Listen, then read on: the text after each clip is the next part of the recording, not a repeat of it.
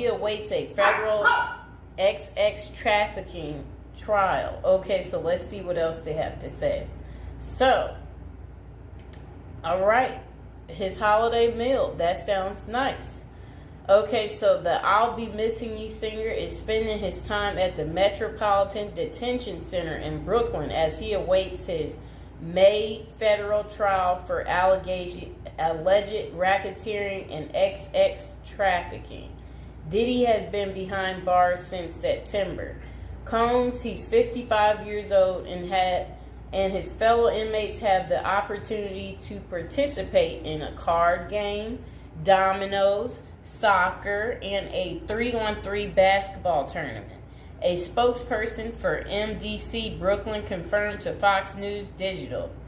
Okay, so Diddy's Thanksgiving meal options in jail include peanut butter and jelly sandwiches after his bail was denied.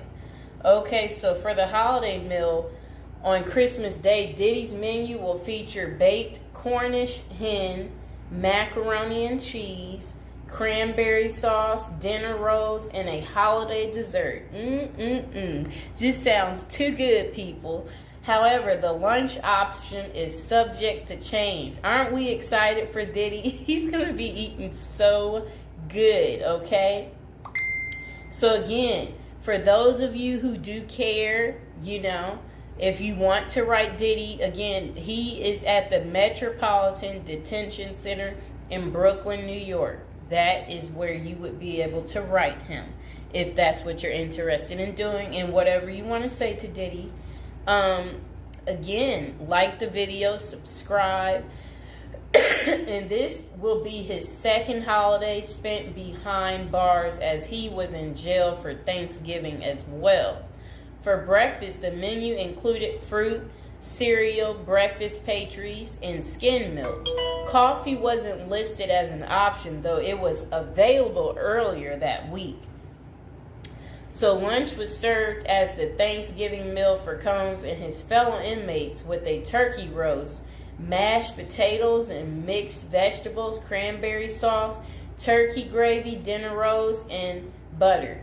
Assorted holiday pies were available for dessert, and if an inmate needed a meatless option, they could opt for hot and sour tofu. That was what his Thanksgiving was like. Diddy's getting all the good food, right? Do y'all like what he's getting? Are y'all going to be eating this good? Okay, so dinner was simpler, offering peanut butter and jelly sandwiches, potato chips, whole wheat bread, fruit, and a beverage option. Okay. So Diddy also spent his birthday, November 4th, at the Metropolitan Detention Center this year. Yeah. And for his meals on his big day, breakfast was the same, while lunch had a pasta option and a salad. That does sound kind of good. And dinner provided either chicken or tofu fried rice. Why is he eating this good, people? Why is Diddy eating so good? We don't want Diddy eating like this. We want Diddy to have like butter bread, and then butter bread next to butter bread. and burnt up hot dogs. We want him to have burnt up hot dogs. That's what he should get. We want him to get stale potato salad, and then spoiled rice, right? Like stuff like that. For the homeless guy I talked to the other day, he hated spinach, so maybe that's what they need to give him. Give him some spinach. I don't like beans, so feed Diddy beans. So he can be on the toilet all day, right, people? And again, now would be a good time to like the video, subscribe to my channel. Okay, so Combs was charged with racketeering, conspiracy, and trafficking by force, fraud, and corrosion, and transportation to engage in prostitution in an indictment unsealed on September 17th. If found guilty, he may face a minimum of 15 years behind bars or a maximum sentence of life in prison. What do you think it's going to be, you guys? So, Sean Diddy Combs pleaded not guilty in September, and a judge set his trial date for May 5th. So mark the calendars, y'all, for May 5th so you can see what's going on with Diddy. You know, is he guilty? Is he not guilty? We're going to have to wait and see.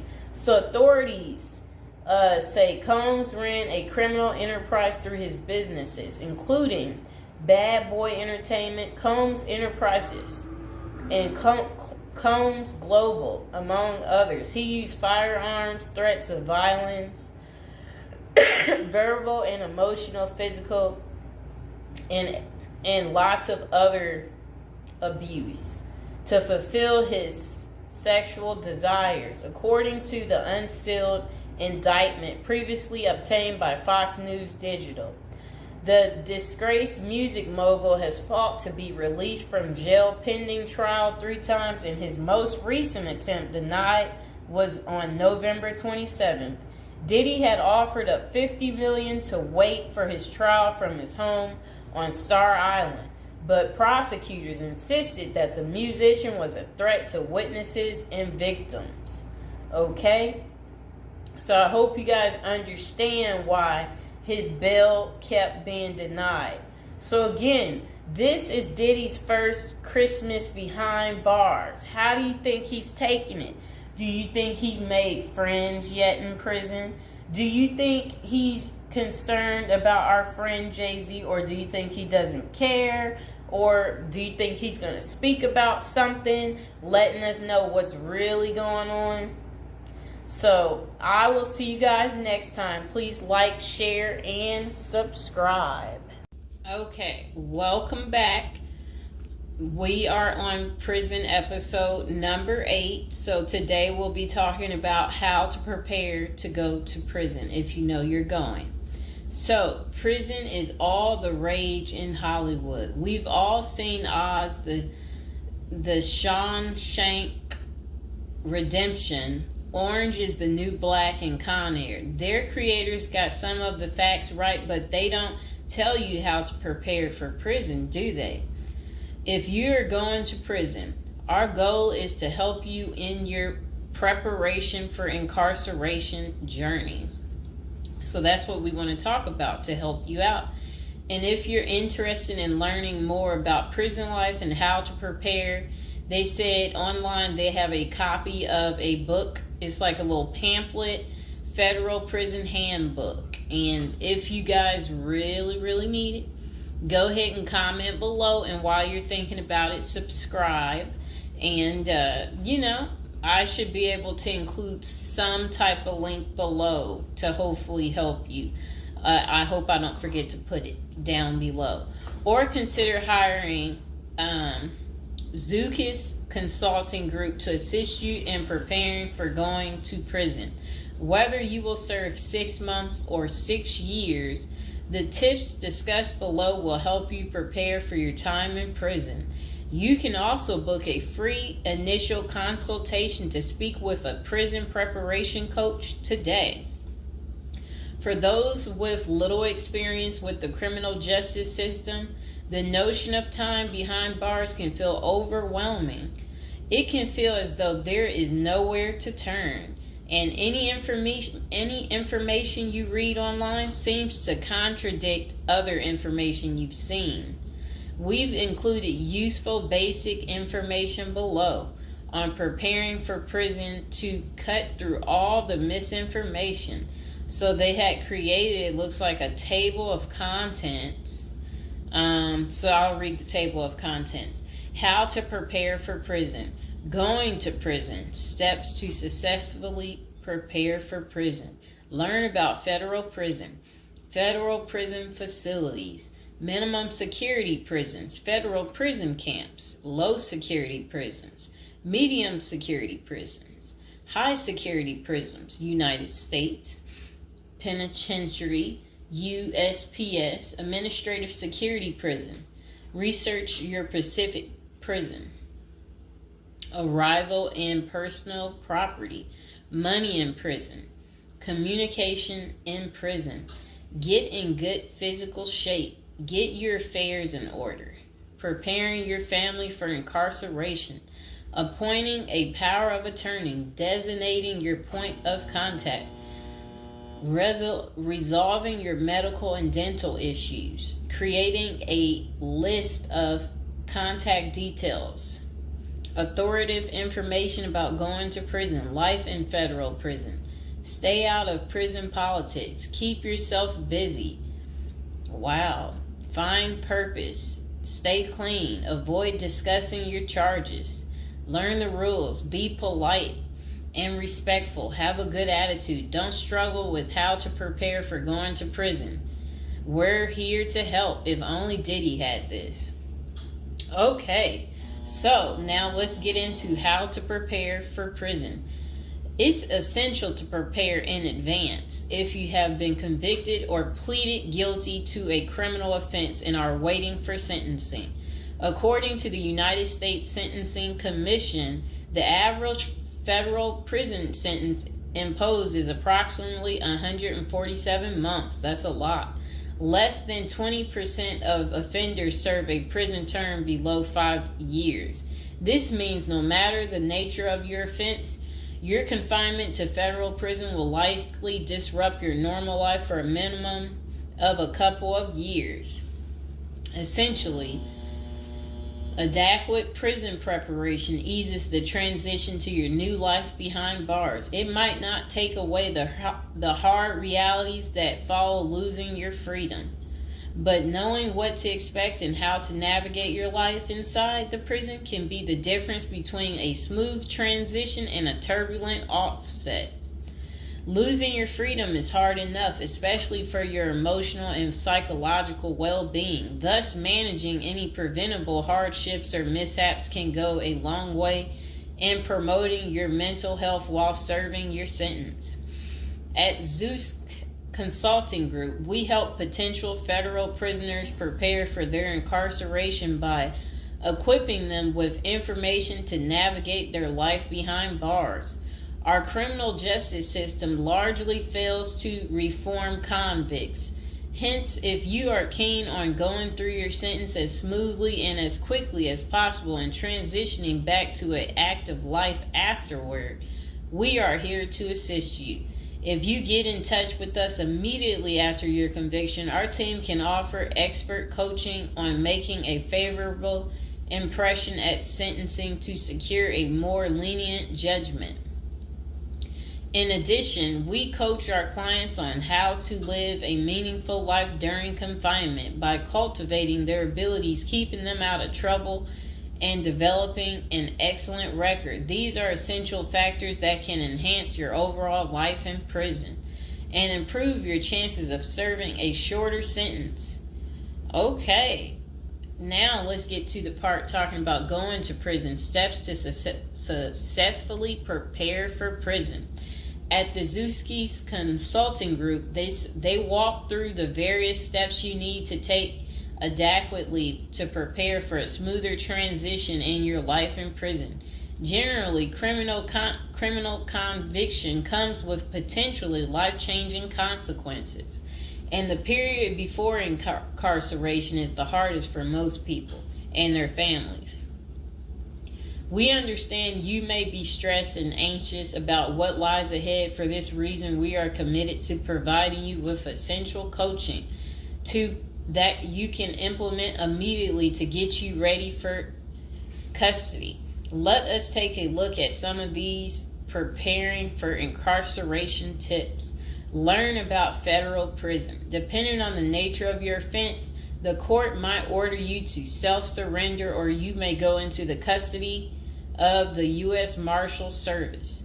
Whichever way, you need to arm yourself with knowledge on what to expect in the federal prison you report to. This means reading quality prison preparation books and speaking with a knowledgeable advisor who has ideally done substantial prison time in the system where you will be incarcerated and at the same security level.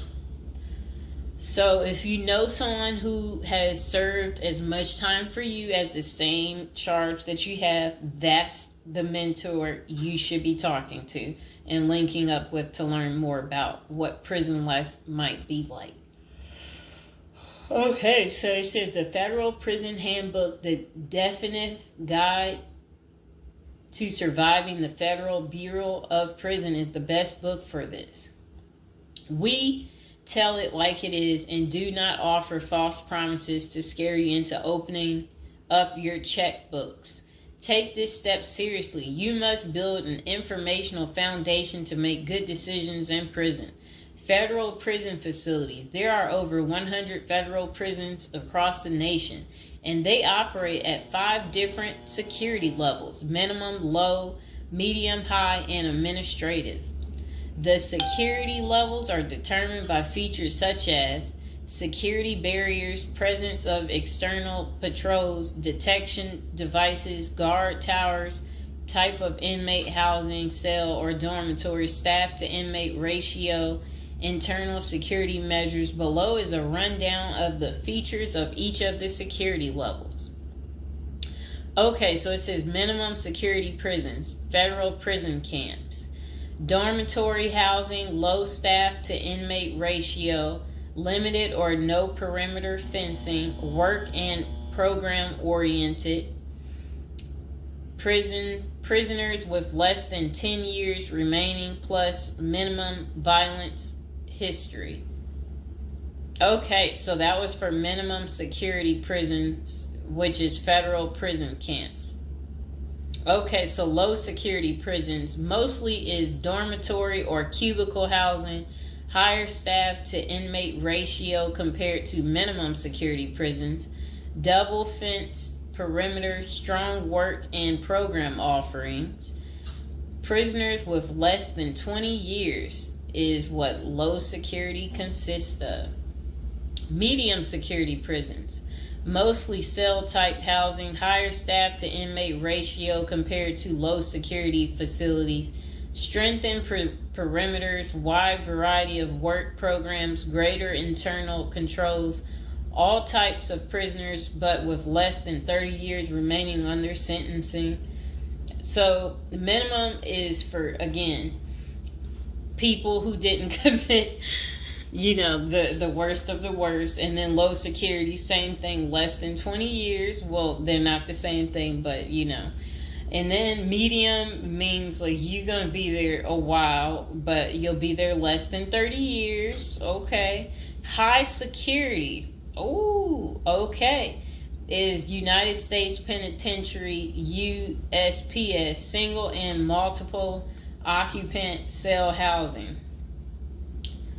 Highest staff to inmate ratio, highly secure perimeters, close control of inmate movement,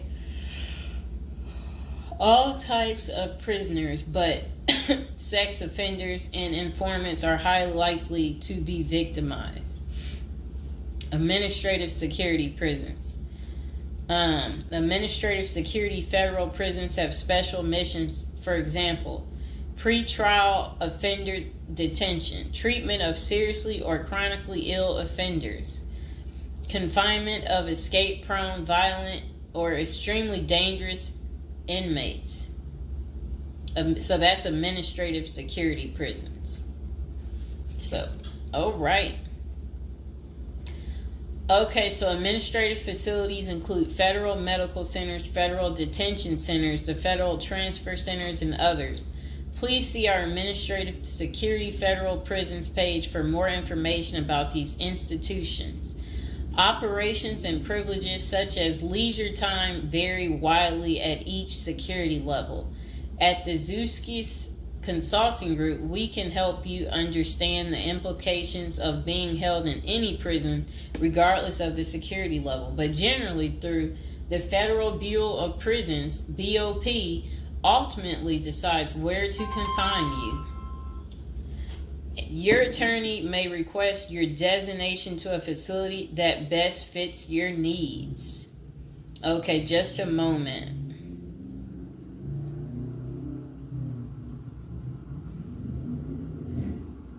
I'm trying to figure out how do I'm going to this.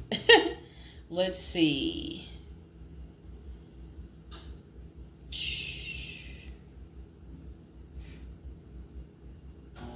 Know why I keep getting these numbers calling. Okay, back to where we were.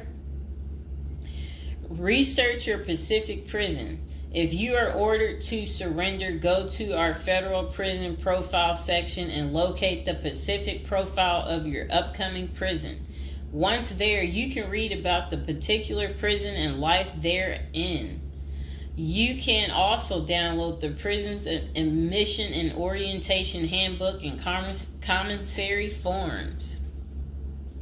These will provide an overview of opportunities available at the prison and protocols for education, recreation, housing, health, psychology services, and more. This is a valuable Prison Pacific information that can be very helpful in your journey in preparing for incarceration. Okay, so arrival and personal property. Whichever prison facility you are designated to, prison staff from medical case management and psychology services interview and screen you upon arrival. Later, you join the admission and orientation program for formal orientation into the facility's procedures, programs, policies, and services. Moreover, BOP restricts the personal property you can take when entering the prison or retain during your stay. Criminal defendants who self-surrender to their institution may keep the following items: plain wedding band, plain earrings for females, legal documents, orthopedic or medical devices, approved religious items, prescription glasses.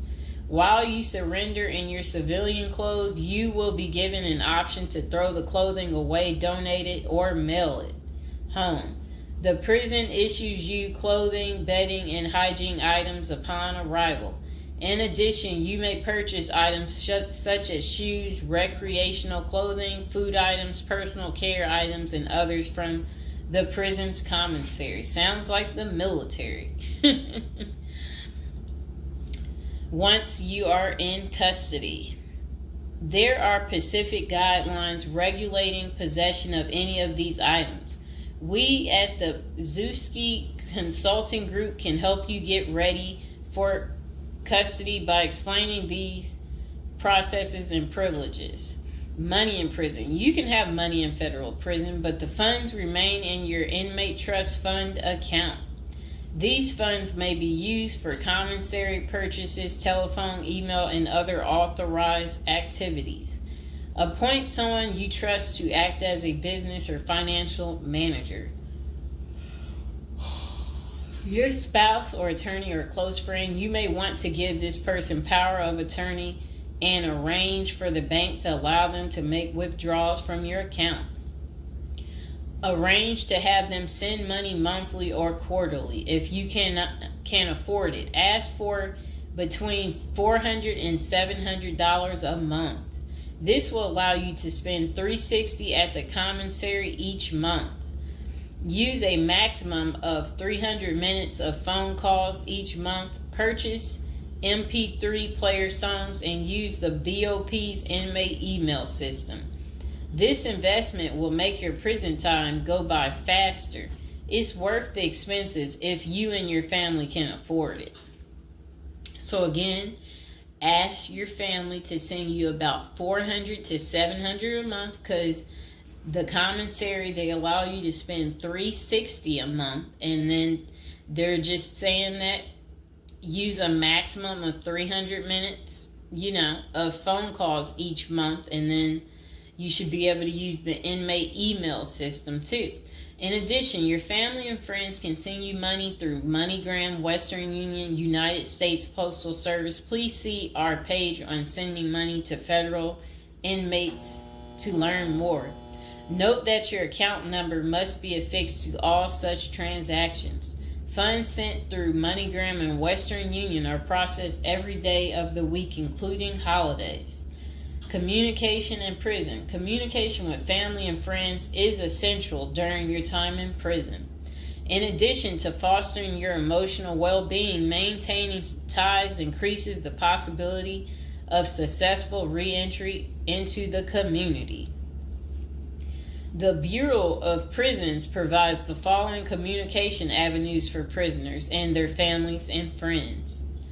Inmates and receiving parties have the option to pay for phone calls.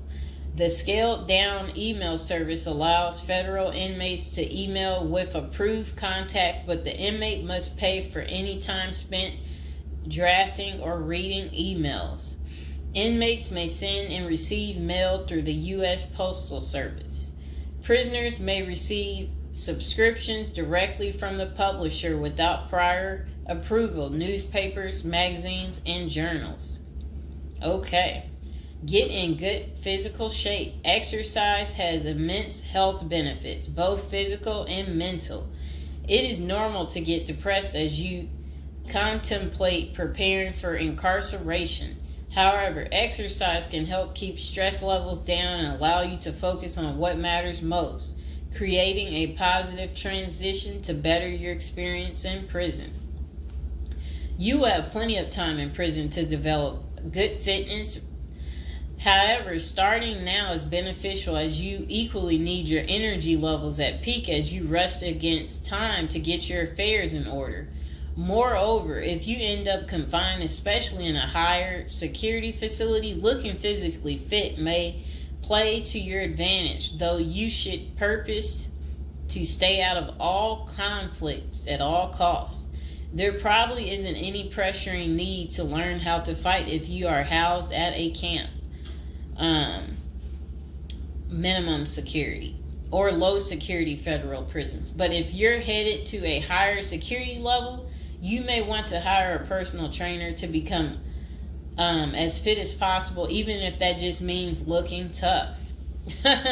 So if you're at a higher security level, you might encounter more threats. That's what they want you to know. While we don't advocate employing violence, conflict avoidance is almost always the best answer in prison.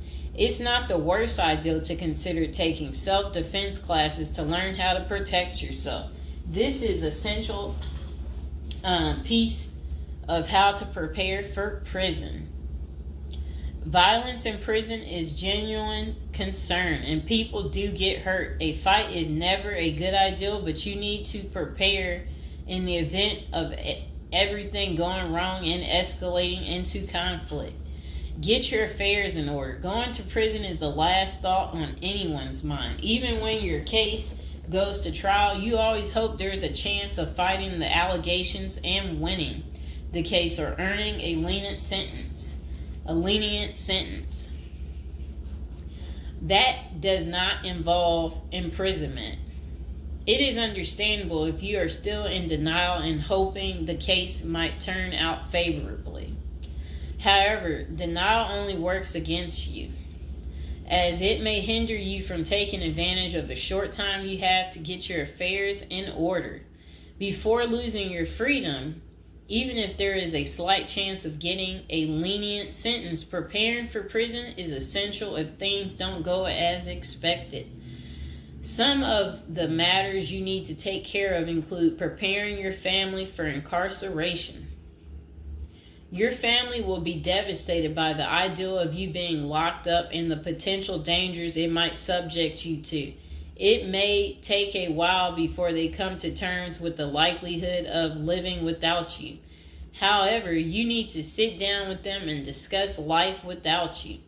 If you are the primary provider, you may need to organize how bills will be paid in your absence.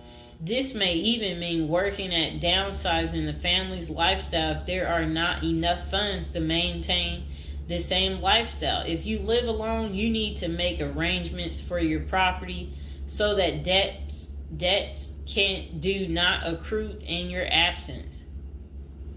If you have young children, they may not understand the long-term implications of your absence at the moment, but it will soon affect them, so you need to plan the best way to help them cope. Consulting a psychologist is vital, as they can suggest ways to help both you and your family cope in the short and long term.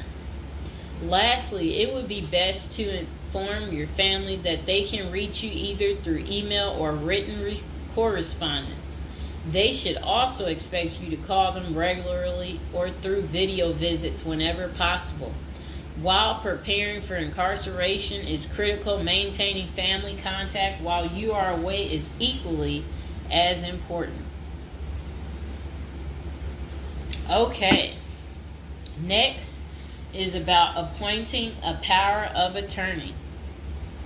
Generally, a power of attorney grants another person the ability to control your affairs in your absence. This could be your spouse, parent, child, sibling, or trusted friend. If you appoint someone other than your spouse, you could grant the power to two people who should consult each other before making any decisions about your affairs.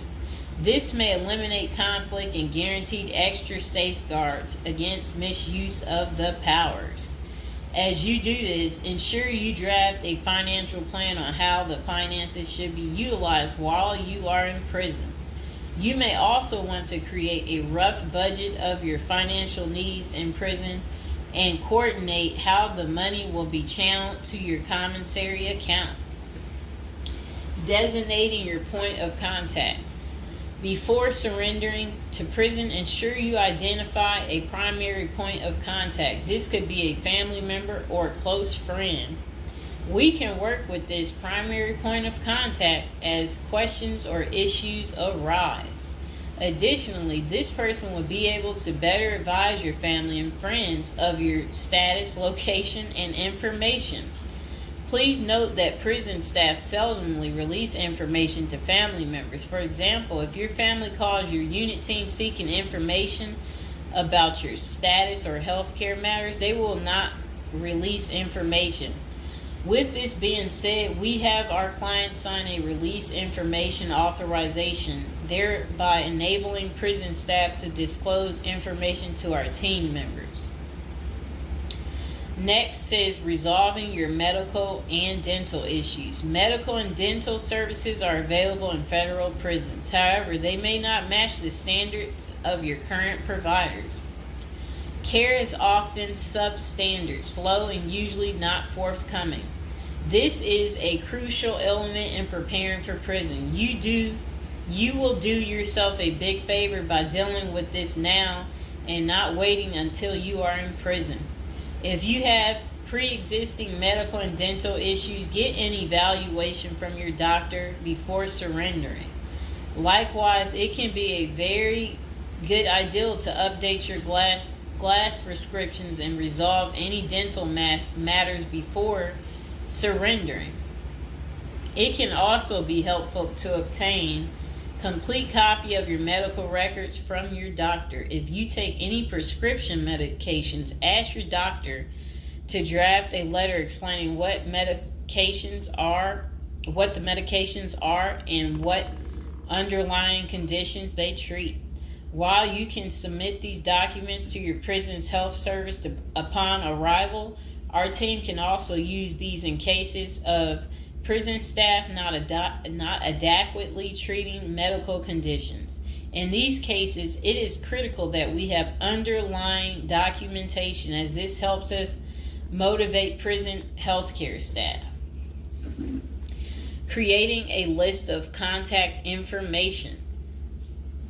Before going to prison, prepare a list with contact numbers, mailing addresses, email addresses for all the people you may need to contact during your confinement. This way, you will not get stranded whenever you want to contact a particular person. Additionally, try to fit this contact list on one double-sided page. Many receiving and discharge officers will allow self-surrendering inmates to retain this page. If not, we also recommend our clients provide us with a copy of their contact list. We overnight this contact list to our clients on the day of their arrival. Authoritative information about going to prison. In the past, people used to go to prison utterly oblivious of what lays ahead and would endure untold hardships before they adjusted to their new life. This is not the case today. There are dozens of books, guides, and other programs that help defendants prepare for their life behind bars. While we cannot attest to other firms, books, or products, our team regularly assists clients preparing for prison. Here are a few of our book offerings: Prison Education Guide, Federal Prison Handbook, Directory of Federal Prisons. While waiting for your sentencing or self-surrender date, ensure you gather as much information as possible to enlighten yourself. Most prison preparation resources are written or produced by ex-convicts who have served long sentences in federal prisons, or experts who have worked closely with the inmates and are familiar with the criminal justice system. Researching widely and reading available credit resources can be an eye-opener, enabling you to adjust to your new life quicker. Aside from reading prison preparation books and guides, you may also seek out prison consultants to answer your questions and provide insights on the ins and outs of prison. For instance, at Zeus Consulting Group, we help criminal defendants develop strategies to prepare for prison and successfully reintegrate into society. Our objective is to help you develop an informational foundation to make good decisions once in custody. Life in federal prison. Before commencing your federal prison sentence, you need to know how to prepare for federal prison with a survival guide and tricks. Assuming you have gathered as much information as possible about what your life in prison will be like, here are some tips to enhance your experience. Stay out of prison politics. You do not have the liberty to choose your neighbors in prison. You meet people from different backgrounds, some possessing extreme opposite personalities, ideologies, and outlooks on life. Despite the sharp differences, you may have to share the same facility for years. In ideal circumstances, people should embrace diversity, but not so in prison. Conflict of interest and prison politics are the order of the day. However, it helps by maintaining a low profile throughout your stay. Otherwise, if you indulge in politics and things turn ugly, it may compromise your chances of coming out unscathed. Keep yourself busy. Federal prisons require medically able inmates to work. As soon as you arrive, ensure you find a job that you will enjoy. If you don't obtain a job on your own, prison officials will assign you a work detail. We advise our clients against this approach since it often means working long hours in the kitchen. Some examples of the positions you may want to consider include plumber, inmate orderly, food service, warehouse, groundskeeper, painters. While some of these prison jobs require long hours, others are no-show jobs where you sign your name on a sheet and leave. While federal prisoners are paid for their work, wages tend to be meager. For example, federal prisoners typically earn 12 cents and 40 cents per hour. These funds are deposited into your commissary account, which you use to buy personal items. I'll repeat that again. Oh, sit down, Mr. Fox. Sit down. Sit down, baby. Prisoners typically earn 12 cents and 14 cents per hour. Okay. Okay, that's crazy. So when in prison, find purpose. A period of incarceration equals a lot of available time on your hands, which can be positive or negative. It's your choice.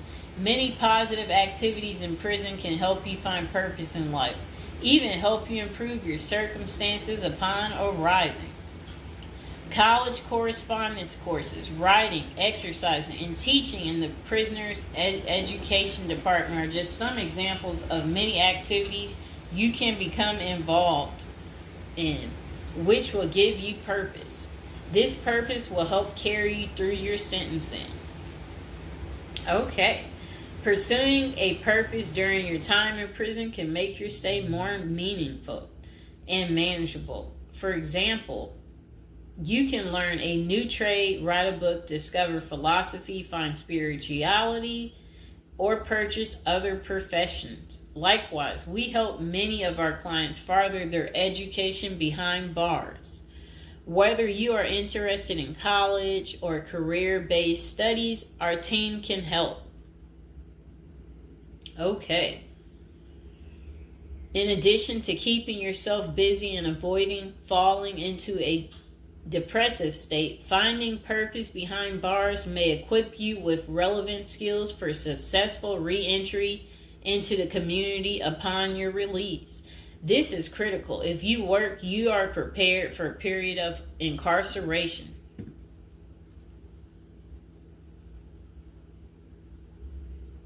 So, yes, that's very critical. Thinking through potential activities is a critical step in figuring out how to prepare yourself for jail. How you find purpose is up to you. One of our clients, a doctor before his incarceration, spent his time helping those who need physical therapy.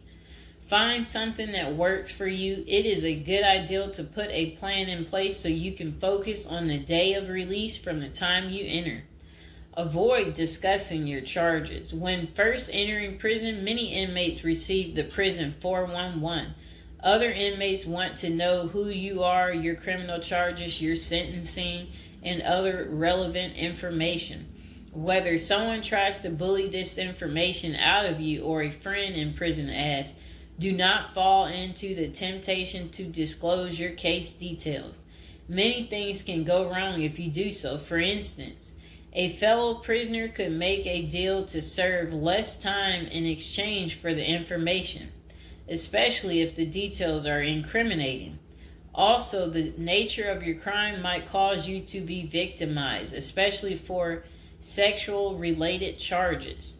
Please contact us at the Zeus Consulting Group if you are concerned about these types of disclosures. We help clients charged with all manner of criminal offenses develop a strategy for addressing these sensitive matters. This is especially important for clients charged with sexual offenses or who have testified against others for a sentence reduction. Stay clean. However tempting the ideal of using drugs in prison may be, you should steer clear of them. This is a key area for in-prison conflict among fellow inmates. Likewise, inmates caught drinking alcohol or using drugs are often severely sanctioned. While this can be an appealing avoidance avenue, especially when struggling with depression, this is not the answer. Our team can help you develop better coping mechanisms. No matter how deep you descend, keep in mind that drugs are not the solution.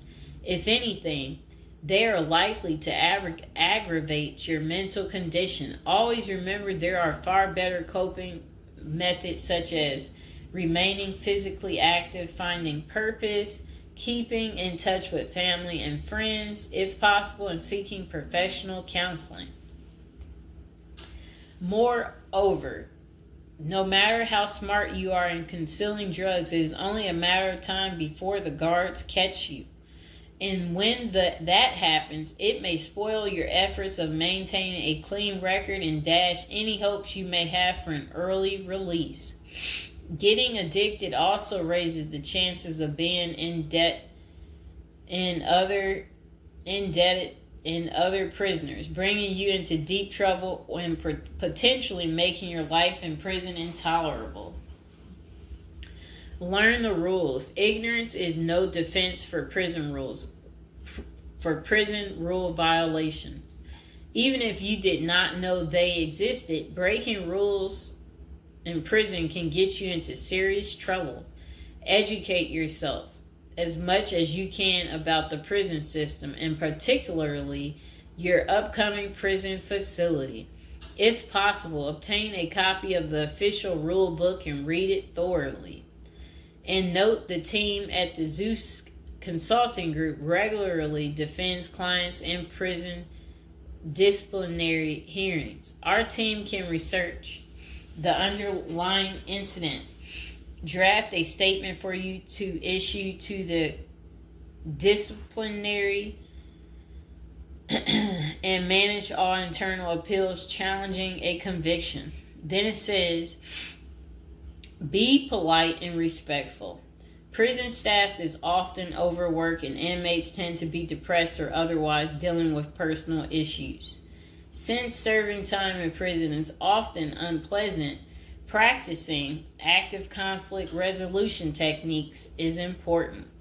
Tempers are likely to flare quickly, and you do not want to step on anyone's toes. As a general rule, being polite and respectful is the best way to survive in prison, while reducing headaches and other interpersonal conflicts. Even when a staff member is unreasonably demanding, avoid engaging in actions that might make them feel challenged. Being polite and respectful can go a long way to making your time more manageable. Next thing is to have the right attitude. The moment you enter prison, your life takes a turn. You might lose friends, family outside of prison. Even those you did not expect to abandon you may just do that.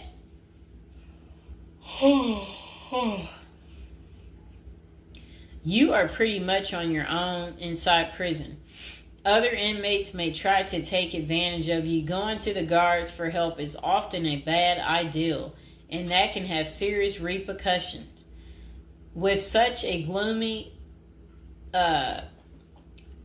situation, you need to polish up your attitude and prepare for incarceration. Having the right attitude can help you surmount the prison reality and build something positive out of the situation. The team at Zeus Consulting Group can help you prepare for the experience to come and plan for the unexpected. Prison time doesn't mean a death sentence, quite opposite. It says, if you lost your license because of a criminal conviction, they can help you launch a new career. Okay. So they're just saying basically, there's no reason you can't leave prison without a degree or a better prospect for the future. Don't struggle with how to prepare for prison. It says that use the Zeus Consulting Group and let them help you. Okay, because they're basically saying prison is never easy. They said they know what awaits you in prison and the tactics you can employ to have a smoother life behind bars. Going to jail or prison is never easy, but with directed effort, you can lead a productive life during this experience and after. Okay, so that is pretty much how you prepare if you are going to prison. If you've watched this far, type in the comments below this far, and I hope you enjoyed the video. Please like, share, and subscribe. Welcome to episode 17.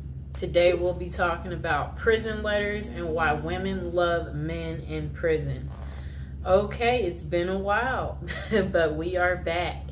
So this episode is about prison letters. The interest came when I received a letter from the Oregon Department of Corrections. It was from an inmate, and he was addressing someone he seemingly had a connection with in the outside world. The handwriting was perfect. The words flowed very well, and he clearly was trying to reach out to a woman who most likely lived in my home before me. Though the letter never reached the person it was intended for, it did spark significant questions, such as, why do prisoners attract women so well? Does real prison love exist, or is it all a scam? And how do these prisoners learn to write so well in the first place? The myth: women must be twisted to fall in love with prisoners. Look, this phobia, I've never heard of it. Hybristophilia. When it comes to having a strong attraction to social deviants, criminals, and prisoners, hybristophilia comes to mind. This is a paraphilia where people are aroused by people who have committed outrageous acts such as cheating and crimes, including the R word and people who are murderers. The thing that makes this so interesting is that it is different for everyone. Some are more passive about it while others are aggressive. Okay, so it says passive hybristophilia. This is when someone is drawn to criminals but they do not act on it or try to assist them in any way. They may show passion through being an advocate for the prisoners or simply enjoy movies such as OITNB and Prison Break on a deeper level. Whatever that means.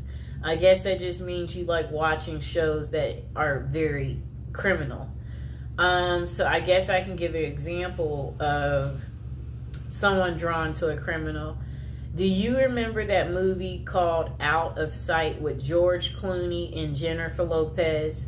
Remember Jennifer Lopez in the movie? She was a cop. And George Clooney, he was the criminal. And remember, she got kidnapped by George Clooney.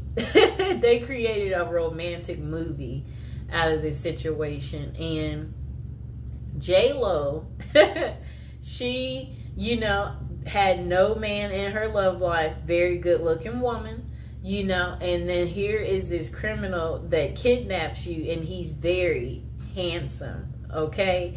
And you're just like, I'm finally getting some type of cool excitement, and you're like, look at this criminal. Like, why would I tell on this criminal? I'd never get this level of fascination. That's how J-Lo felt, So, yeah, like at the end of the movie, they were trying to catch him. And the other cops asked her, did you see him? And she kind of like froze, like, because she's wondering, do I tell them? Because she is at work and she is in uniform. She's a cop.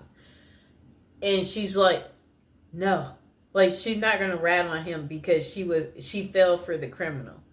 And before that, her and George Clooney, remember, he's a criminal and he's on the run. And she's a cop. So, he had her number, so... Yeah, so what happens is the criminal contacts you.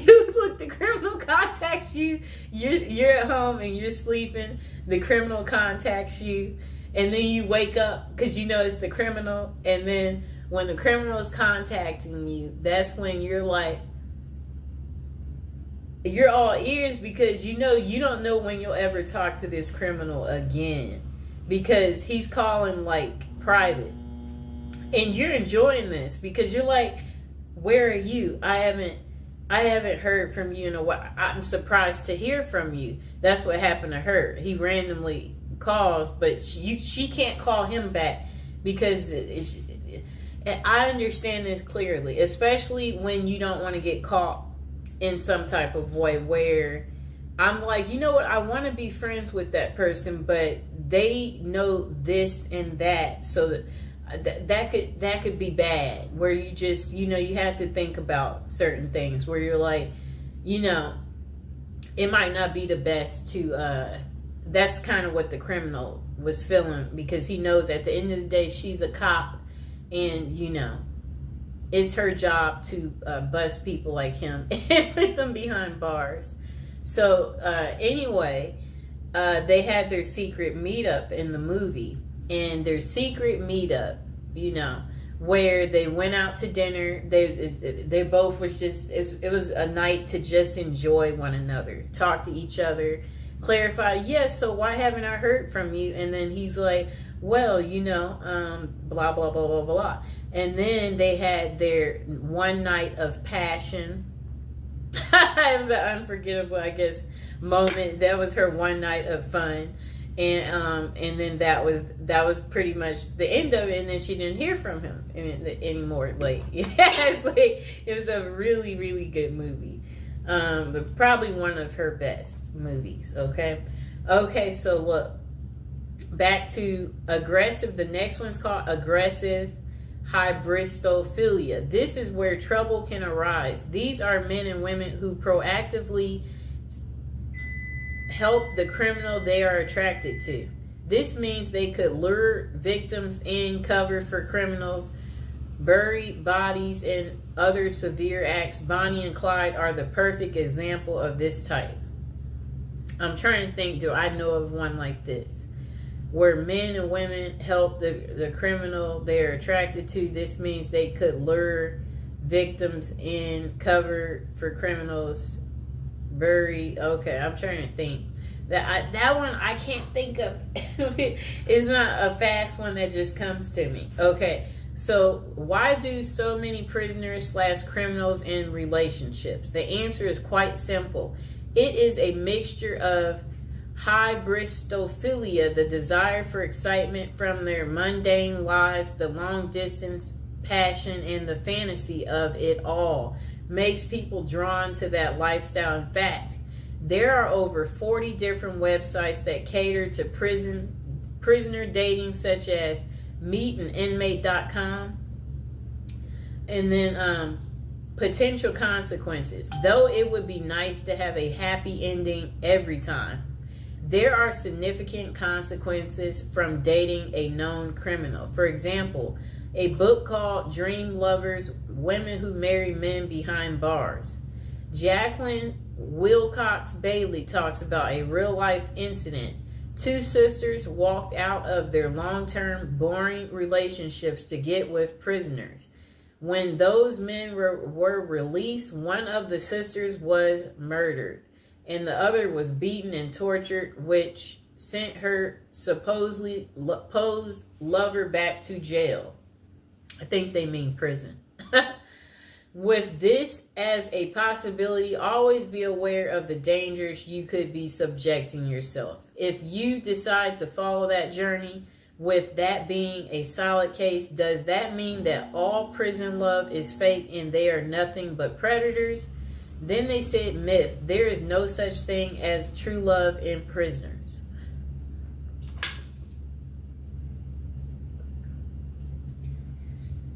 Okay, so they said there are some genuine and sincere relationships, but there are also tons of scams as well. How do you know the difference? If you are reading a letter from someone behind bars and they ask for money in any way, it is likely a scam. Do not fall for it. They could either be reaching out to women and men for financial gain, attention with the media, or to gain supporters, just like Ted Bundy, Richard Ramirez, and Scott Peterson did. I know what all of them look like. That's how infamous they are.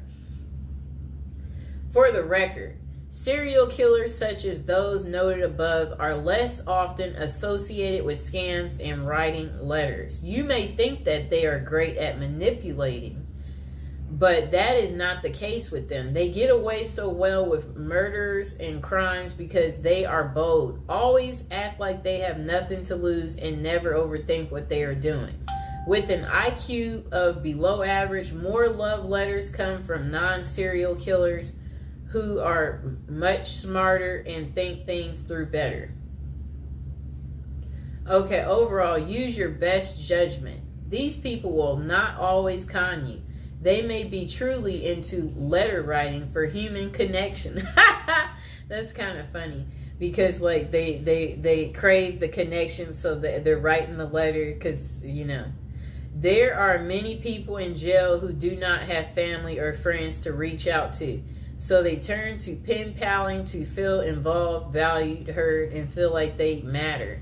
Though it may not always be about love, it can still be about companionship and support and worth volunteering to help people such as them feel cared about. Bonus, how to craft a prison letter. One thing I noted the most about the letter I have how well written it is. There are no errors. The penmanship was nearly perfected and the message was very well contrasted. So how did someone in prison learn to write so well? One word, practice. Those who write love letters will use trial and error in their writing. For example, they would keep tabs on the responses they would get from their loved ones. When they said certain things, they would then work on perfecting in those areas to get even more positive responses. In addition, they could have utilized other inmates for assistance as well. More perspective is a catalyst for fostering new ideals and learning how to write a moving love letter or scamming someone successfully. If you want to learn to write a great letter, start with practicing. Use your feedback as a guide and never be afraid to ask for help so you can become a pro. And the final thought, falling in love with criminals and prisoners is hyperbristophilia, though having this characteristic is a passive sense is fine. Seek help if you feel like you will act on those passions. There are limited professionals that can assist, but it is worth finding a reputable person before you do anything drastic that could land you in jail yourself. Oh no. Remember, human connection and writing to prisoners is a great way to improve their quality of life. If you are talking to someone who has no one else on their side, keep being a hero to them. But always know the signs and be mindful if they are trying to scam you or not. The last thing you want to do is fall in love with someone behind bars only to find out they were using you for personal gain. At the last word from us, we don't know everything, but we do have an opinion on everything. Oh boy, that was quite interesting, right? Oh boy, that's what I have to say about that. I hope that, now you know why women love men in prison. I hope this has gotten through to you guys, so you get that deep understanding here and you understand that, women can fall in love pretty much with anything, okay? So please like the video, please subscribe, comment below if you're dating a prisoner or if you want to date a prisoner. And if you are enjoying these episodes, let me know. All right, welcome to episode 18, and I hope you guys are enjoying the weekend. It's the start of it. Now, we are back to talking about, our prison subjects, and we are back to the love topic. So, the article we're reading today, it's about love again.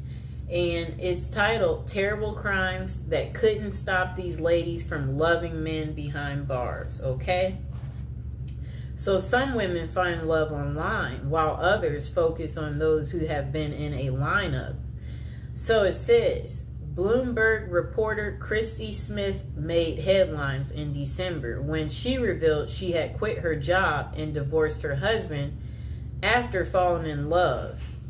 Okay, so I guess she fell in love with a prisoner.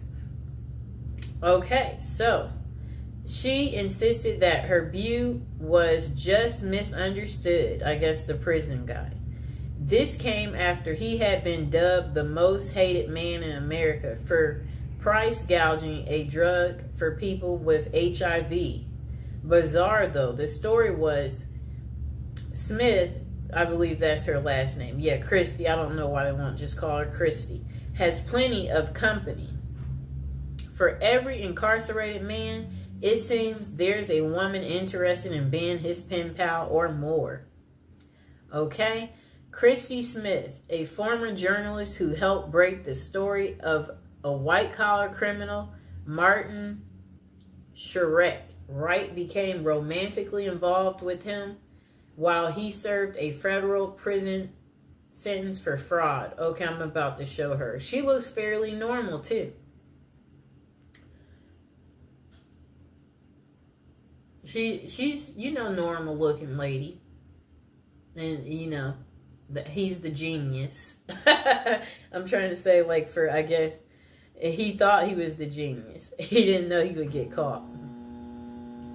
It's a trend explored in the book Love Lockdown. Dating, XXX, and marriage in America's prisons. Okay. Greenwood decided to start researching prison marriages after her own extensive correspondence with jail white-collar criminal Samuel Israel III, currently serving a 22-year sentence in Butner, North Carolina federal prison for mail fraud and investment advisor fraud. Oh no.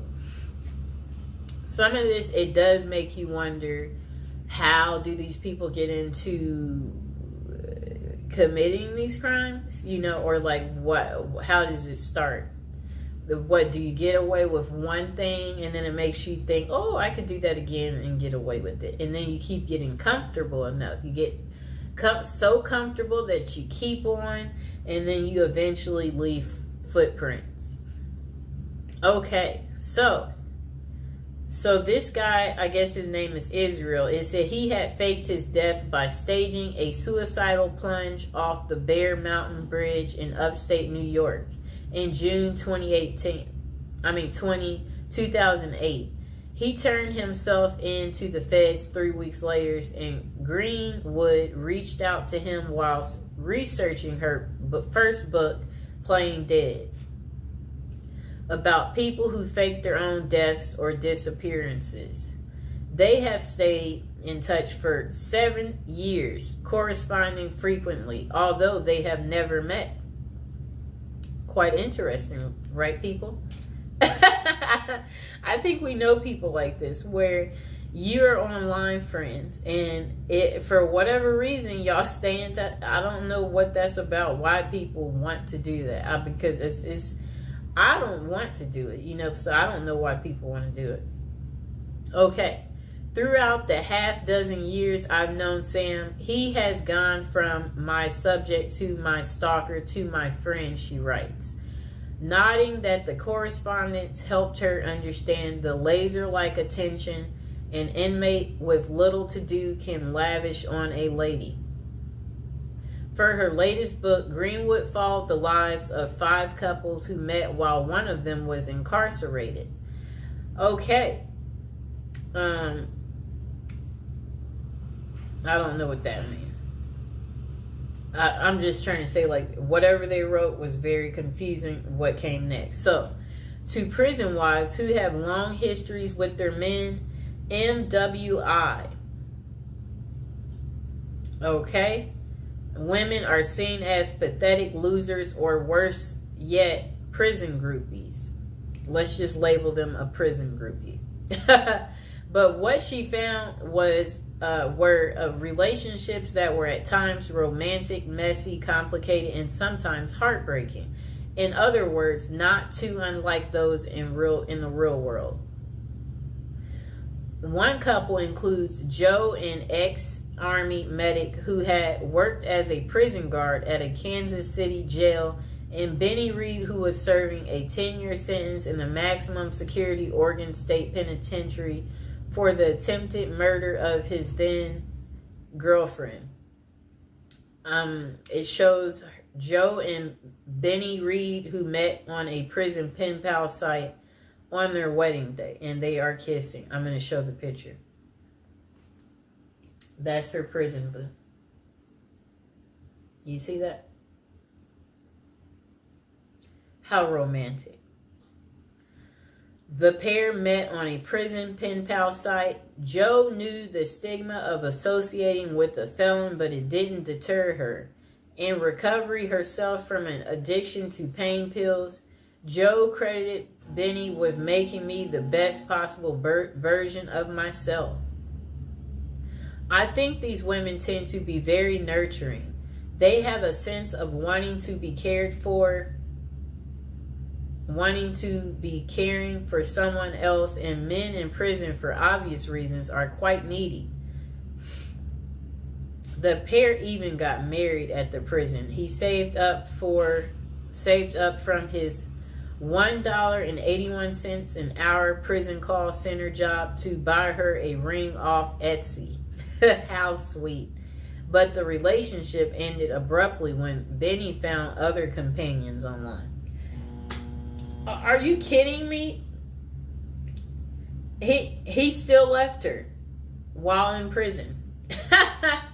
That's crazy. It says, yeah, that's crazy. Oh my gosh. Wow.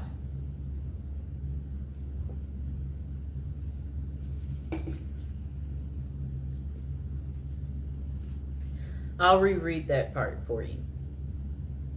The pair had even got engaged at the prison. He saved up from his $1.81 an hour prison call center job to buy her a ring off Etsy. But the relationship, it ended abruptly when Benny found other companions online. Wow. Even in prison, they cheat and they're greedy. Just why do women fall for imprisoned men? According to Dr. Fred Berlin, director of the Johns Hopkins XXX and Gender Clinic, there tends to be this trait of intense mothering in prison wives, writes Greenwood. I think these women tend to be very nurturing. They have a sense of wanting to be caring for someone else, and men in prison, for obvious reasons, are quite needy. But not every prison wife goes into a pen pal relationship looking for love. Sheila Rule, a longtime foreign correspondent for New York Times, met Joe Robinson while doing volunteer work for a prison ministry. She was corresponding with more than a dozen inmates when a compelling letter came from Robinson, an East New York native serving 25 years for murder. Now, I have to look at this close up. I guess she was really lonely too. Okay, I'm looking at them. Oh, how are they in bed together? They must. She must like spent that one weekend day with him. This is funny. He has on regular clothes. Let me show the picture. Yep, she met him during her volunteer. Okay, so look, that lady I showed you, Sheila, a longtime foreign correspondent for New York Times, met Joe Robinson, the guy that you saw there, while doing volunteer work for a prison ministry. She was corresponding with more than a dozen inmates when a compelling letter came from Robinson, an East New York native serving 25 years for murder. As a pen pal, he was looking for a young lady, and Rule, who had been married twice, was in her 50s, 20 years his senior. She let him down and flat out told him that she couldn't be his companion but could be his friend. For a year, the two exchanged letters that were deeply vulnerable but very flirtatious. In 2003, he convinced her to visit him in person, where the relationship switched from friendship to romance. And they wed in 2005. That's 2 years later, after he convinced her to visit him. They've now been married 15 years, 12 of which Robinson was in prison. She says the marriage is happy and familiar, like an old shoe. That's so funny. Like, it's like a shoe. Still, Rue initially told few people about the relationship. When she decided to tell a friend she thought was progressive, the friend asked how she could be with someone charged with murder. I'm not marrying Joe's past, she told the friend. I'm marrying the person he's become. Do you like her excuse? So that's the end of Terrible Crimes. How it couldn't stop these ladies from marrying men behind bars. I hope you guys liked the video. Don't forget to like and subscribe. Let me know, are you enjoying the prison series? Is it very lovey-dovey? Is it giving you the romance that you seek in your life? And if you are enjoying it, let me know in the comments below. All right. Welcome to episode 2. Back on our Prison is a Retirement Plan for Seniors. And today we're going to be talking about people using prison as a retirement plan in Japan. Of all places. Okay, let's get to it. So they said seniors in Japan are having to steal just to cover basic expenses. But it's all part of their plan. You see, the sentence for their crime sends them to a place where they find a sense of community, receive free room and board, and have a caregiver 24/7. It's good to watch other countries who are older or more in depth to see what will happen to us. Well, 27.3% of Japan's citizens are 65 or older, practically twice that in the U.S. And these seniors are breaking into prison just to survive.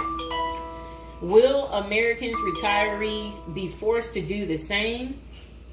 Not if they start planning now with a financial professional. Here's a look at Japan's rampant retiree crime spree. So they said an article in Straits Times is titled "Rising in Old Jailbirds Turn Japan Prisons into Retirement Villages." It points out that a record 47,632 people in Japan aged 65 or over were arrested in 2015. Over 70% were caught for petty crimes such as shoplifting. When retirees have to steal just to survive, it's clear that their plan didn't include saving enough money to cover basic living expenses. What's worse is that Japan's elderly inmates are rehabilitated, kicked back into society, and stuck in the same boat they were before. They haven't gotten any younger, and they still don't have enough income. So do they get a job and start saving for their slow-go years? No, they steal a bunch of bananas for breakfast and get thrown right back into the slammer. About 70% of all current inmates aged 65 or older are repeat offenders. Why do these seniors live this type of retirement? Well, besides the fact that they did not plan successfully, their retirement strategy didn't include any plan for long-term care either. But prisons did. A roof over their head, 3 meals a day, no utility bills, and free unlimited health care are all provided. A research firm coined Japanese prison state-sponsored retirement villages, and one of prison's demographics includes a 50.6 age average, with the oldest being 88 years old. That same prison was recently refurbished to accommodate their demographic, including 500 private well-lit cells, each with its own desk, chair, and well-lit cells, each with its... Oh, okay. They said it also comes with a wooden bed and television set. Steps in the public areas are even upgraded with ramps and handrails. Does that sound like a prison to you, or is it closer to the retirement home where individuals visit the grandparents? By 2025, 1 in 3 citizens of Japan will be age 65 or older, and 1 in 5 will be 75 or older. 2025 isn't that far away, and the U.S. demographics isn't getting any younger. Medicaid and Medicare are drastically underfunded and facing problems similar to Social Security still. Prison is better than no plan, and a ward of the state doesn't have to live on the street and steal bread.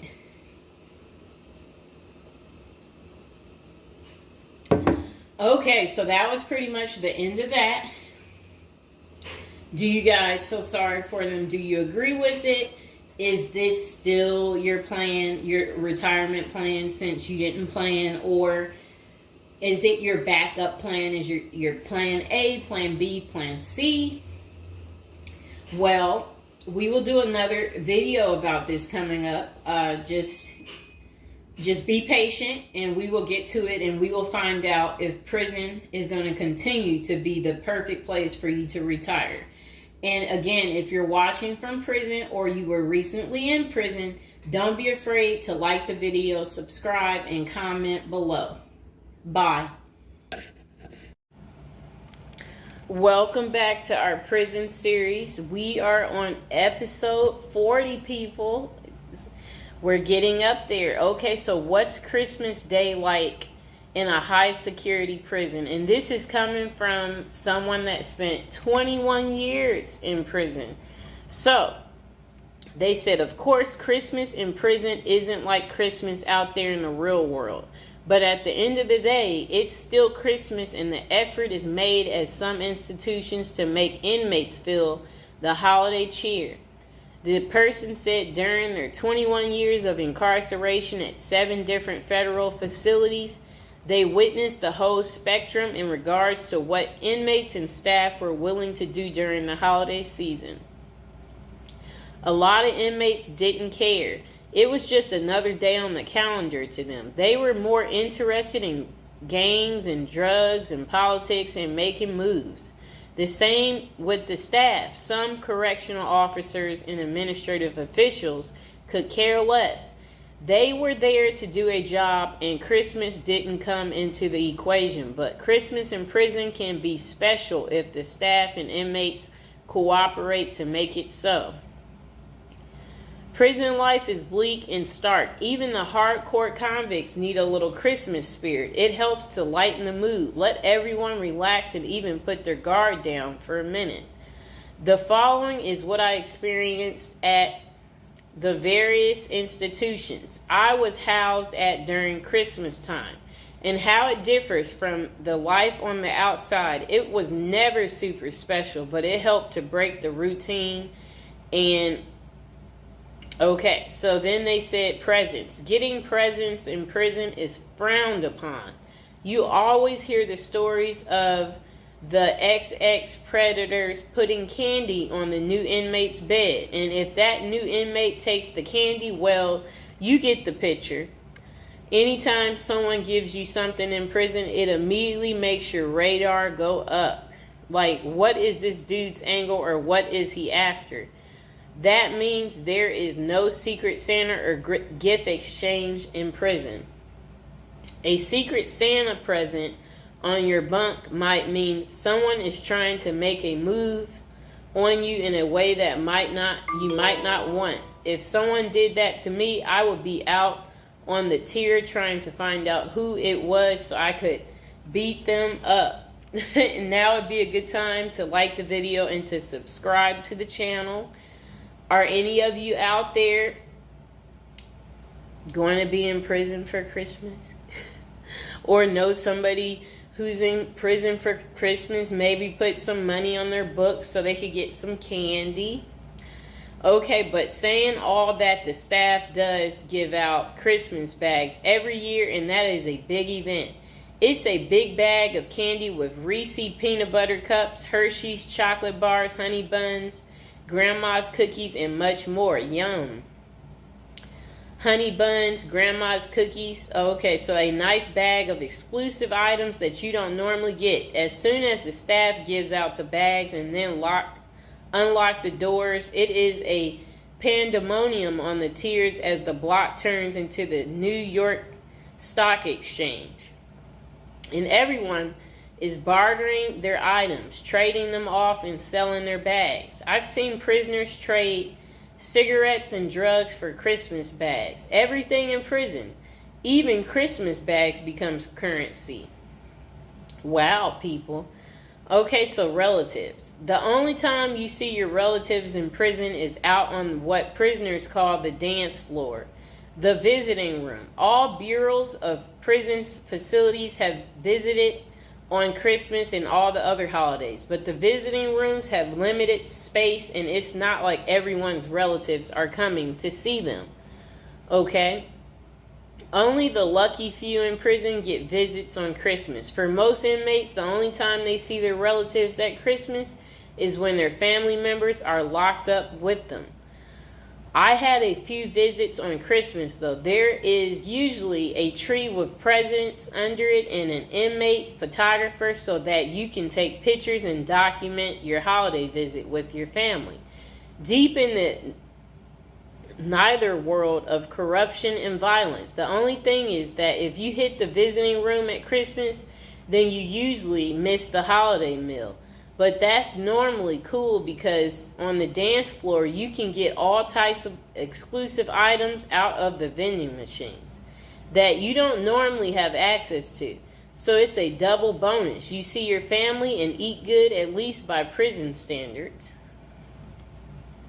So then this person said, prison life is bleak and stark. Even hardcore convicts need a little Christmas spirit. And then the next person said, dinner. The Christmas meal is big. It's one of the only times of the year where the chow hall actually makes an effort to give you a decent meal. There will be corn, stuffing pie, and big Cornish hen. They fill your tray up to capacity and you are allowed your feast. Isn't that good? But the big feasting comes afterwards as the kitchen workers smuggle everything that isn't chained down back to the units. Later that night after Christmas meal, you can get pecan pies, ice cream, and more Cornish hens back on the unit. Isn't that really good? That sounds beautiful. Now would be a good time to like the video and to subscribe. Comment below if you like me doing this prison series and you want to continue to hear more. Okay. So games.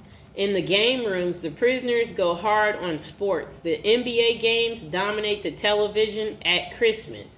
Prisoners watch games all day, shuffling off to the phones during commercials to call their loved ones and feel some holiday love. Guys will be betting, drinking prison-made wine that we call hooch, eating their smuggled pecan pies and dreaming of the new year and the time they will get out to enjoy a Christmas in the real world. The recreation department also hosts events like bingo card, pool, chess, tournaments, and craft activities. They attempt to go the extra mile for the holiday activities and provide a diversion for inmates missing their family and loved ones during Christmas. Okay, so then they say decorations. Wow. It depends on the counselor and case manager from each unit, and sometimes even the warden for the whole compound. But I've been places where the staff will let you decorate the unit and even encourage you to. At the last prison I was at, FCC Forest City in Arkansas, we put up lights, a cardboard Christmas tree, stockings on a cardboard fireplace, and even a cardboard gingerbread house that inmates made for us. Inmates made paper snowflakes and hung them from the ceilings. Put cutout stars, crosses, and Santa Claus on the walls. It was rather festive unit. My bunkie even made a little cardboard Christmas tree that he put on his locker. He painted it and rigged it up a light. At the top, that looked like a star that shined in our cell brightly. Every night for my last Christmas in prison, it wasn't that bad. And now would be a good time to like the video and to subscribe. That is how Christmas is on prison day. Did you guys like hearing about the story time of what Christmas is like in a high security prison? If so, comment below, and I will see you guys next time. Okay, welcome to episode 4 of our love spell series, and today we're going to talk about how to cast a love spell. And it says these are the 5 powerful love spells that work immediately. Okay, so how to cast the spell. And again, this is our love spell series. So now would be a good time to like the video, to subscribe. And if you haven't checked out the previous videos, go ahead and check them out. Okay, people? These are articles that have been out here for a long time. And we're going to story time and talk about it. Okay, so it's tempting to use a love spell when you want to get a specific individual to fall for you. But you should be careful, because a spell should be cast in the right way for the best results. They work through intention, manifestation. The following are tips on using safe lover spells to achieve your goals and attract love in your life. So how to use love spells. Be careful of your love intentions. The best way to use a spell is to call your lover into your life using the best intentions possible. If your intention is for a particular person to fall in love with you, ensure they fall in love with their free will. Perform a ritual to invoke your love intention. Learn and master rituals to help you invoke the intention. We will learn types of rituals and how they vary depending on the spell you want to cast. Always be careful of what you want and be sure that your motives are positive and loving. Evocation is part of the ritual, and it happens when you actually try to call your dream partner. This is the most important part of the process, so listen closely when it comes to your evocation guide. The next thing you want to do is put faith in action. Even if you cast the most potent spell, your dream lover won't just show up at your door. You should take action, such as texting the person or using dating apps when interested in a particular person. Always be open to love and don't close up when you want your romance to flourish. Create a love spell with specific materials. Rituals are required.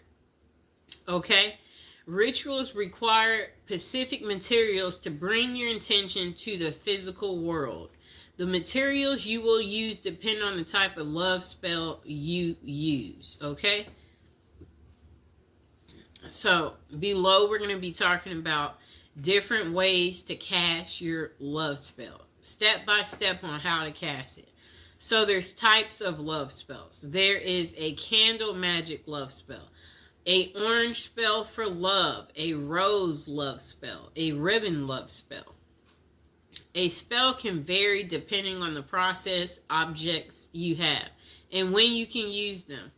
The following are some interesting love spells that can be easily cast at your home with only a few basic material. Okay, you can use these to attract your lover through magic, and just don't forget to keep an open mind. Okay, so the first spell you can do is a love spell with a candle. Communicate your loving intentions using an unlit candle. So at this time, you should actually repeat what you want to happen in your love life. What you might say can be something like, "Let my love come to me as this candle burns." You can say this out loud or in your mind. Just concentrate on your wish and truly believe it. After evocating, you need to light the candle and let the candle burn. This way your spell will be on its way to your dream lover. The candle should completely burn down, so keep that in mind, but be patient. Okay, so the next spell is a love spell using a ribbon. During the new moon, use a ribbon in 2 objects.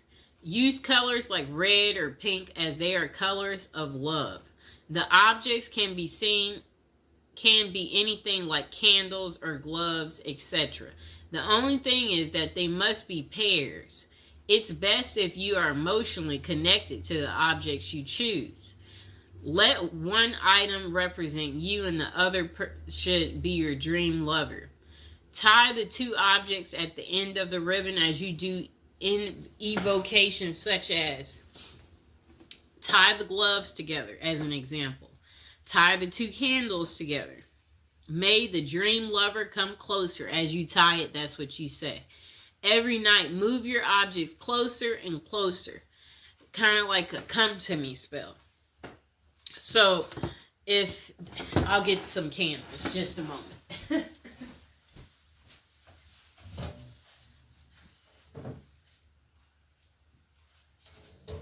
Okay, I got our candles. So a spell like that, what you would do is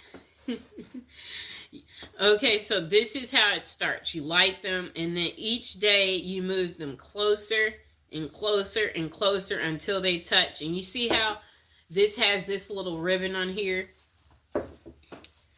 Let's untie it. So every night, move your objects closer and closer to each other and tie the ribbons. Again, as you recite your evocation, you need to continue doing this until your chosen objects are touching, and then leave them for a week. This is how the ribbon spell works and attracts love in your life. Okay, so once they're together, you want to tie this ribbon. Tie it. Okay, so hold on, I'm tying it. Just give me a second.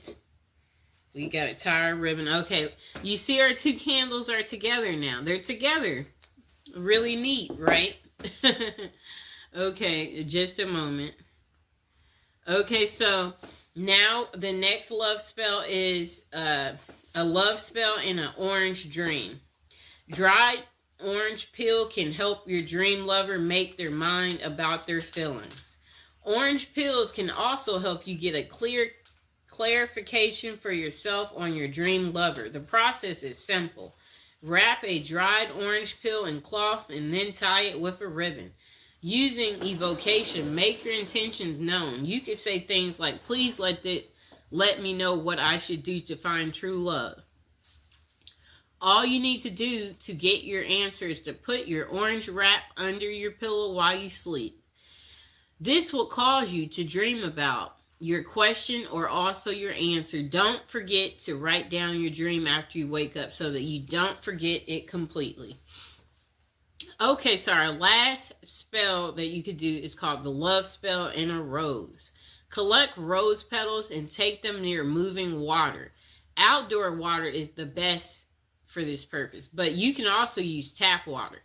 Then try visualizing your ideal partner, and better yet, visualize the ideal qualities you want your partner to possess. The latter is the best way of doing this spell, as it's not too specific. Now think of your evocation and say something like, universe, grant my wish and send me my dream love to me as I send these petals to you. Keep a strong will and make sure your wishes are pure. So love spell questions. Okay. So where can you find effective love spells? It can be truly interesting to cast a spell by yourself and let the magic work. However, this is something that you've never done, then you might first try and contact a professional.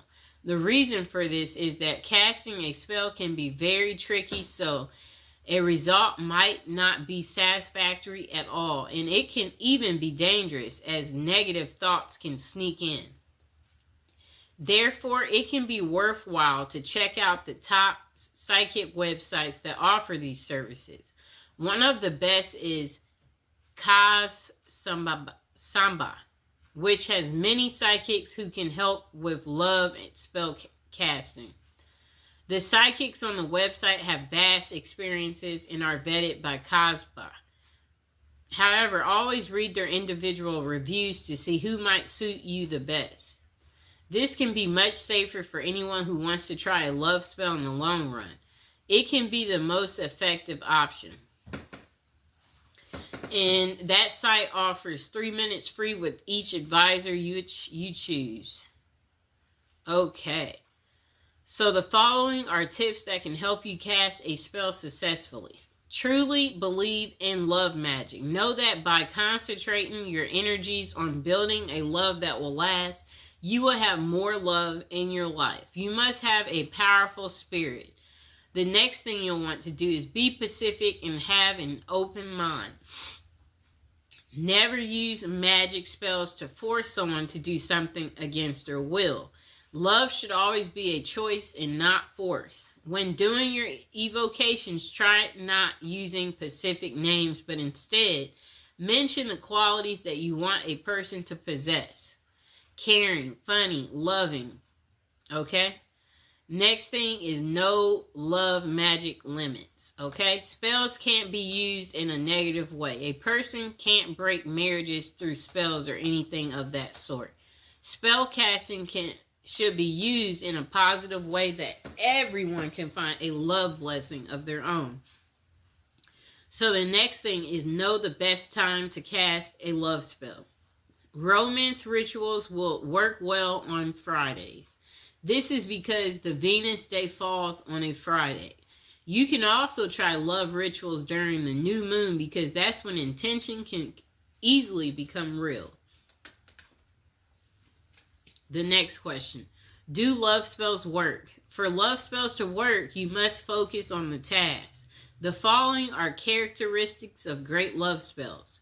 Physical materials, clearly stated intentions, intense mental focus. Spells do work right away, but not always. People who use a love spell want instant results. However, these spells may take time to work. It's because about 2 people after you cast your spell, you should be willing to take inspired steps. You can reach out to someone or even sign up for a dating site. Even the most potent love spell can't send your dream lover straight to your doorstep. Do love spells backfire? Yes, this is the reason you should get professional advice on spells like this. The negative energy you might use to cast a love spell comes back threefold in a negative way. It's a bad idea to do magic to break up someone or cause a negative impact in any way. No matter how you may feel the need to end up with your dream lover, if done correctly, a spell may increase your love, but you must ensure your intentions are pure. Okay, so review of how to cast a love spell. For casting a successful spell, always choose materials that are meaningful to you. Next, create an evocation about what you want and use clearly stated intentions that don't harm anyone else. Use any of the rituals you like and keep an open mind. The final takeaway on casting a love spell: if you are single and looking for love, a spell can help you get your dream lover. We all want love in our lives, and sometimes we need a special nudge in that direction to make it happen. It's wise to try and get professional help from experienced psychics. Always check the top psychic websites online before committing to any service. Also, have you used love spells before? What results did you get? So tell us more in the comments below. Please like, share, and subscribe. Hello, welcome to episode 7 of our love spell series. And remember, there are so many other love spell episodes. Don't forget to check back and go through all of them because that's what we do. So today we are going to be doing some love affirmations. And these affirmations, they're for love. So let's get into it. These are relationship affirmations for love. My partner and I look forward to some quality time together. I am supportive of my partner just as he is supportive of me. My partner and I feel comfortable and safe wherever we are together. I love spending intimate moments with my partner. The love between me and my partner is stronger than our fights and misunderstandings. I am happy and content with the relationship I have with my partner. I feel grateful for all the things that my partner does for me. My partner and I both deserve to love and be loved. My partner and I deserve a long-lasting, happy, satisfying partnership. And here is number 10. My partner and I are in loving, committed, strong relationships. Now again, as you are doing these love affirmations, repeat back the ones that are your favorite. And also make sure you're thinking positive, happy thoughts. Now let's do some more relationship affirmations. My love for my partner grows stronger each passing day. I am open to receiving unconditional love from my partner. My partner and I feel a deep connection and love for one another. We are both happy and in love in our relationship. We support and uplift each other with joy and positive energy for the highest good of ourselves and others. Our relationship is filled with trust, honesty, open communication, and mutual understanding, and most of all, love. My inner being is filled with loving feelings for my partner right now.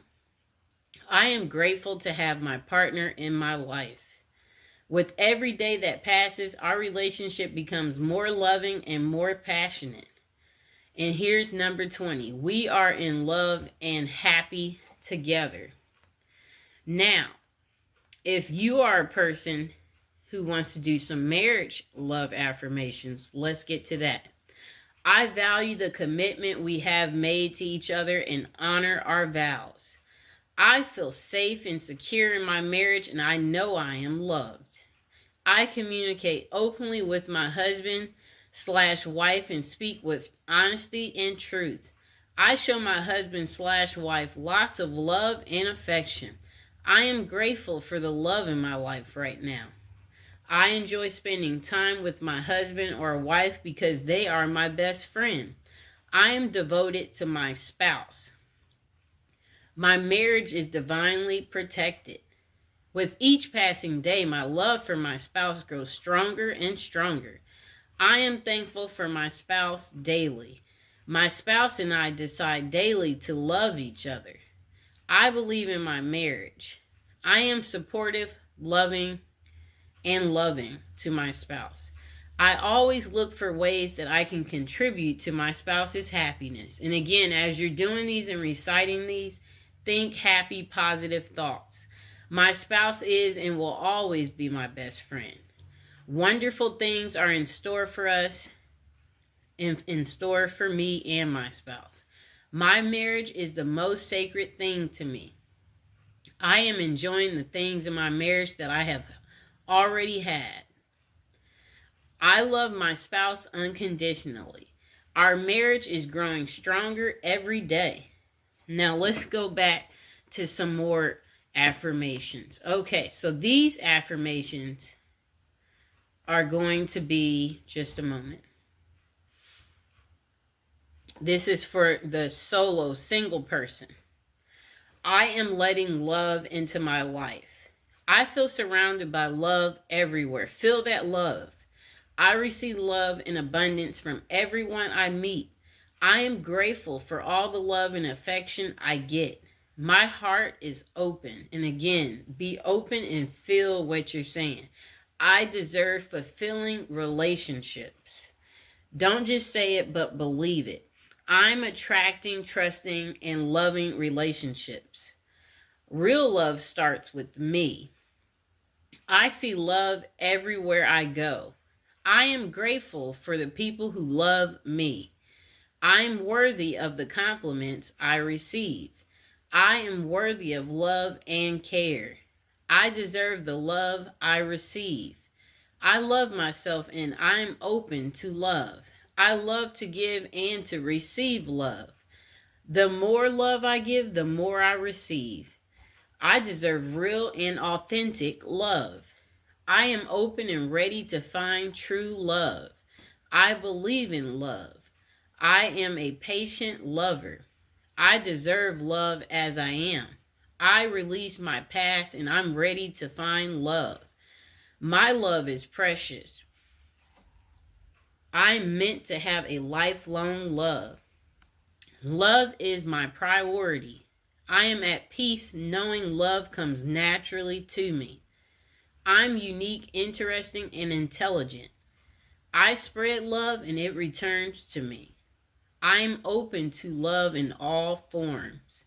The universe is guiding me to love. I am fulfilled. I make time for those I love. I seek also seeks me. Okay, are you guys getting the hang of this? Are you feeling powerful? Are you feeling love now that we've done this? Now, if you want to make more friends or just to keep your friends, here's some great love affirmations for friendship. I feel safe with my friends. My friends make me laugh. My best friends make the best company. All my friends are lovely people in their own way. My friends and I encourage one another in all our efforts. I make effort to show how much I care for my friends. I am a reliable friend. I always listen to my friends with empathy. I am a great listener. I feel happy with my friends. I am blessed with understanding and supportive friends. I attract amazing friends. I maintain long-lasting friendships. I am a loyal friend. I am an honest friend. I share a deep, loving connection with my friends. I know that I can rely on my friends. Lasting friendships come with ease for me. New friendships are exciting for me. I have the right to choose friends that are healthy for me. Now, here's some affirmations for family love. My relationship with my family is strong and built on trust and love. I love my family and they love me. My family deserves happiness. I am grateful for all the members of my family. Are you guys liking this? I love my family and they love me. We build each other up. We celebrate each other's happiness and success. I like spending time with my family. Our state of joy inspires other families to be happy as well. I share a healthy relationship with each member of my family. My family is my support system. I feel understood by my family. I feel loved by my family. I am grateful for my family. I love my family unconditionally. It is easy for me to be myself with my family. I feel grateful to be a part of such a beautiful family. I listen to my family's needs. I always look to understand my family. Okay? I feel grateful for my family at this moment. I enjoy being with my family. Okay, so let's get into talking about more love affirmations in general. I am letting love into my life. I receive love in abundance from everyone I meet. I feel surrounded by love everywhere. My love is precious. My heart is open. I see love everywhere I go. I believe in love.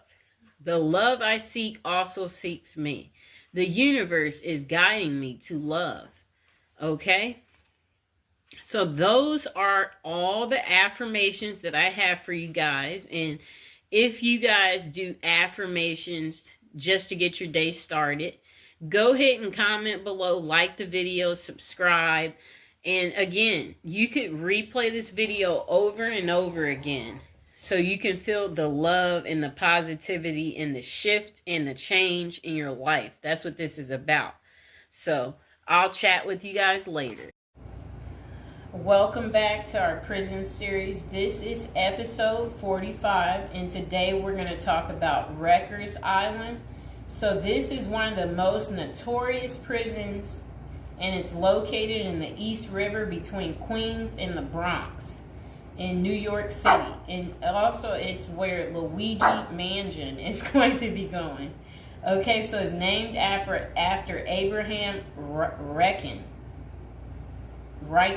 who bought the island in 1664. The land was eventually acquired by the city in 1884, and a jail was established in the 1930s. The complex covers about 413 acres, and it's at its peak housed around 10,000 inmates, making it one of the world's largest correctional institutions. A diverse inmate population is held inside Rikers, and most prisoners are there temporarily awaiting trial, serving short sentences, or awaiting transfers to other facilities. Rikers Island is notorious for its harsh conditions, including violence between inmates and involving guards. Reports of abuse, neglect, and corruption among staff have been frequent. The treatment of inmates with mental health issues has been a particular concern, with critics arguing that the facility is ill-equipped to handle such cases appropriately. Likewise, the treatment of juvenile inmates is a subject of controversy. There have been calls for more appropriate handling in the facilities for young offenders. Numerous lawsuits and human rights investigations have targeted the conditions at Rikers Island, often focusing on issues like solitary confinement, the use of force by guards, and the prolonged detention of inmates awaiting trial. Now would be a good time to like the video, to subscribe. And are you guys enjoying the prison series? Do you like hearing about all the different prisons, learning with me together?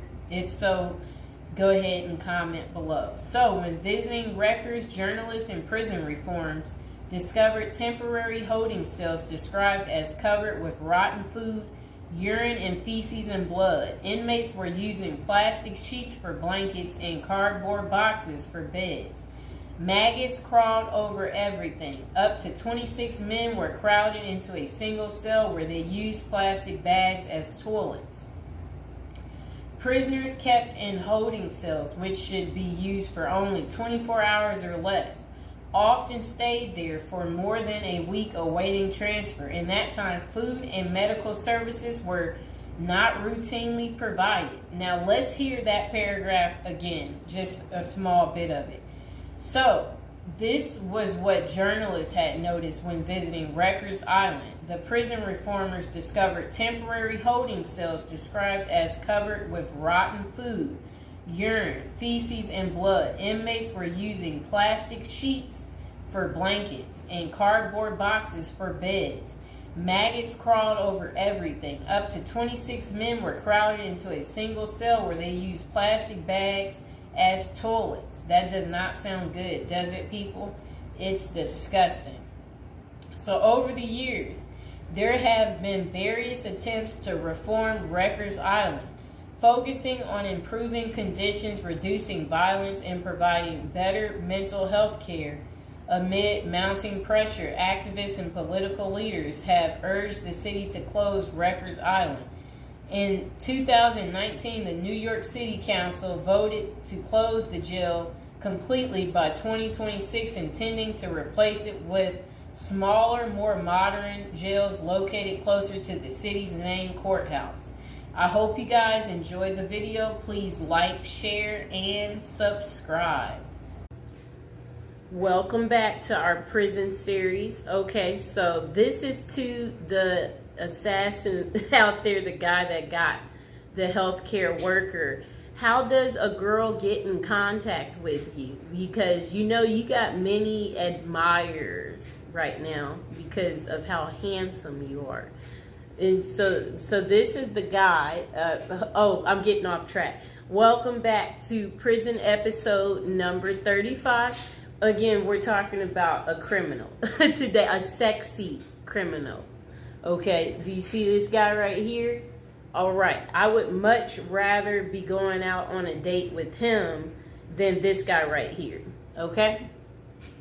Yes, that guy right there, he's not as handsome. The guy that assassinated him is so much more handsome. And it would be like if someone is like, if he's asking you, if you happen to bump into the guy that assassinated, you know, the CEO on the street, and he asks you out on a date, or he's like, hey, could I hide at your place? You know what? He's so handsome that you would just be like, okay, you know. So what do we really like about this guy? Look, he's young too. He's young. This guy, he's old and he's deceased, okay? One's alive. That's what we like about that guy. And one's not, okay? And, you know, the deceased stink, if we can be real about this situation. Yes, so one is handsome and one is not handsome. Do we need to waste any time there on why you would like to hang out with the guy that, you know, I'm just saying, you know, I'm pretty normal. I know some of you might be afraid to talk about how attractive the guy is that they're in search of. But, you know, if they capture him, what we have to say is this. At least we will be able to write him letters. And, you know, we'll be able to keep track of him. But you have to remember, you know, he's single right now. We know that much because, you know, if he was married, then I can only imagine, you know, his wife would just naturally come forward and be like, that's my husband, you know. So we know he's single. So that's good news for us ladies, okay? You know, but I mean, well, let's not fight over the guy, you know. We hope that they get him, because when they get him, then we'll be able to write him, right? And yeah, we imagine that he has so many admirers. Yeah, so one of these guys is a coward and one is not. You know, that's pretty much all I have to say about that. Now would be a good time to like the video, to subscribe. Is there anybody else out there who's just secretly admiring this guy right here, and you too want to get in contact with him, and you're just thinking, where are you? We want to see you. You know what I'm saying? So, or is it just me? Am I tripping? Am I the only one who finds him to be handsome?